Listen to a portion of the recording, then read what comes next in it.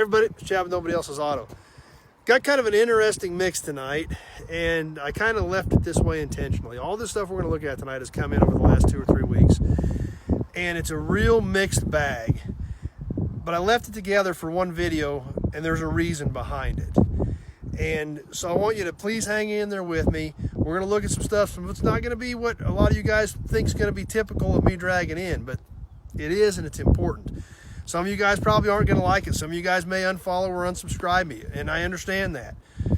But it's important. If you like the old car hobby, you enjoy the old car hobby, you want the old car hobby to succeed and be around for a long time, it's very important. So hang in there with me, and trust me, there's a meaning to all this, to this menagerie of what we're going to look at and talk about today. So we'll start off with an 85 Chevy Cavalier Type 10. Two-door, not a Z24. It was a Type 10, one notch below a Z24, I believe. This car did have aluminum wheels, bucket seats, console, floor shift, etc., etc. For a Cavalier, it was kind of cool. And I know a lot of you are already starting to scratch your heads, so just hang in there with me. There's a reason behind this. This is just a rough old car, been banged around, been used and abused. However, none of these got saved, ever. And the little Cavalier Z24s were neat little cars. I remember them, you know, and the next generation behind me remembers them. So stick with us. This Cavalier's got a lot of good pieces on it. I was happy to get it in. I'm going to save it. It's not going to get crushed. It's going to go in the row with the rest of them because people are going to need pieces for these. If we throw all this stuff away, as these next generations come up, none of this stuff's going to be left. So, come on around the Cavalier. 66 Charger, factory 383 automatic car. Obviously, this is something more along the lines you guys would expect me to drag in. Not a complete car. It's missing a fender, missing the hood, but tons of pieces left on it still. A lot of the trim's still there. We look inside, it's still got the console, the floor shift. A lot of the pieces that are missing from the car are inside the car. There's the grill, one of the hubcaps, some other trim pieces. If we look up inside, it's got all these trim panels inside for this very unique roof line. We come on around the back. Trunk lid looks pretty good. Still got the tail light panel in it. Swift Dodge from North Kansas City is where the car probably was sold new, more than likely. Coming down along the right side here, we've got, there again, the body side trims here. The door looks good. Still a few dash pieces left in it.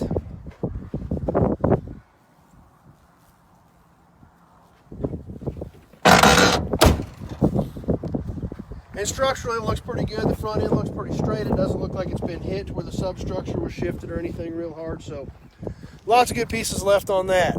Now, the next one's going to be another one where you probably may have thought I lost my mind, but there's a reason to it. 1981 Volkswagen Rabbit. Little four-door car. They were a cute little car back in their day. You got to remember, the little cabriolets were super popular little cars, the little convertibles. Nobody saved any of this stuff. So this car's complete. It's rough. It's been sitting for years. The interior is pretty trashed out in it.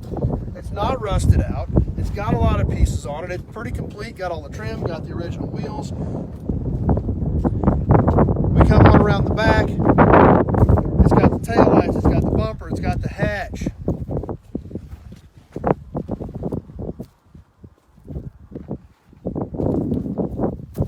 And this side, the car's still straight down this side too. So there again, the car's rough, but it's not a terrible little car. And there's none left. They didn't get saved. Everybody thought they were disposable. They all got crushed. Guess what? When they're crushed, they're gone. So one more to go over tonight. And there we go. And we're going to back up a little bit and get a little earlier here again for you. Another Volkswagen, however, it's a little Karmann Ghia.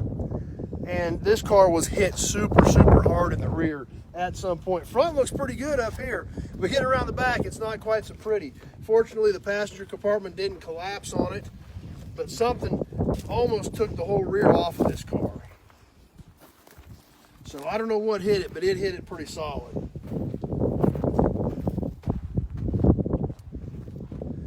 And there again, you know, there's nothing left of the back, but the front of the car, there's still lots of trim pieces left, decent sheet metal on the front.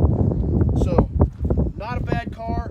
I've got another Karmann Ghia here also. We'll go sit this in the row with the other Karmann Ghia.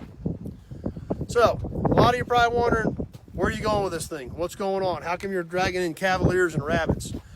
Well, here's my point, guys. If we don't recognize this now, for the next generation, the next generation, the next generation, the car hobby will fall off. And that's not what we want. I hear it constantly, guys saying, well, we got to get the kids involved. We got to get the next generation involved. And that's great, and I agree with it 150%. However, they may not like what you like. You know, we see that in the Model T world. The Model T generation is gone. The cars have fallen off. And there again, things are shifting, things are moving. And if we don't recognize that as stewards of the hobby, and we don't encourage these kids, even though they don't like what we like, they may like different cars, they still want to mess with cars, they still like the hobby, they still want to be involved. Look at the Harley Davidson guys. I love the Harley guys. Harleys are super cool. However, I look back 10, 20 years ago, and a lot of the younger guys they wanted Sportsters, and the guys with the big cruiser bikes didn't like Sportsters. And so we start to see that shift now where those younger guys didn't stick with it, because at the time they weren't into the bigger bikes and never had the opportunity to move into the bigger bikes. So I love Harleys, and I don't want to say anything bad about the Harley guys, but I can see that, I saw that shift in the motorcycle world, and if we don't shift in the car world to what this next generation is interested in, then yes, you're right. The car hobby will fall off and it will never be what we knew it as. And today's kids see everything totally different than us. You've got to remember, today's high school senior in 2020 was born in 2002. A car from the 90s is an old car. A car from the 80s is a really old car. A car from the 70s is ancient. Even though, you know, a lot of you guys remember cars being new in the 60s, 70s, and 80s. To today's generation, those are old cars now. Just because that kid pulls up in an 88 Camaro, that's an old car to him. So that's what we have to recognize, and that's what we have to pay attention.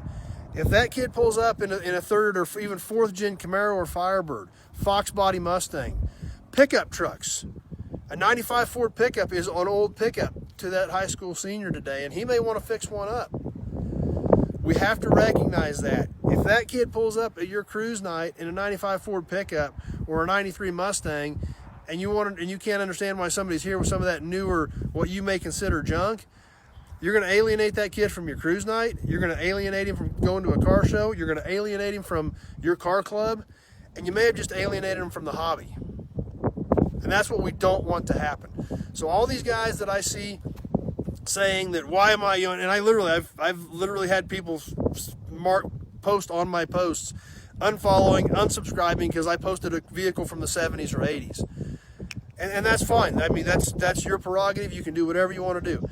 I think it's super important that we recognize this, pay attention to it, and make sure that we do save Rabbits, Cavaliers, and things like that, so that these cars are around. The Cavaliers, the Z24s, in their day, in the mid-80s, when there wasn't a lot out there for performance, they were a V6 front-wheel drive with a ground effects package and aluminum wheels. They were kind of a cool little car. And if we don't recognize that now, the people who think those are old cars and recognize them as old cars aren't going to be around, and they're not going to be involved in the hobby because what they like is not going to be accepted. So I don't want to see that happen. I'm tickled to death to get stuff from the 80s in. I'm glad to get it. I'm glad to have it here, and I'm glad to save it and put it in the row for when somebody does need it, because this stuff's going to be harder to find than the other stuff, because nobody saved an 85 Cavalier. Nobody's saving Volkswagen Rabbits.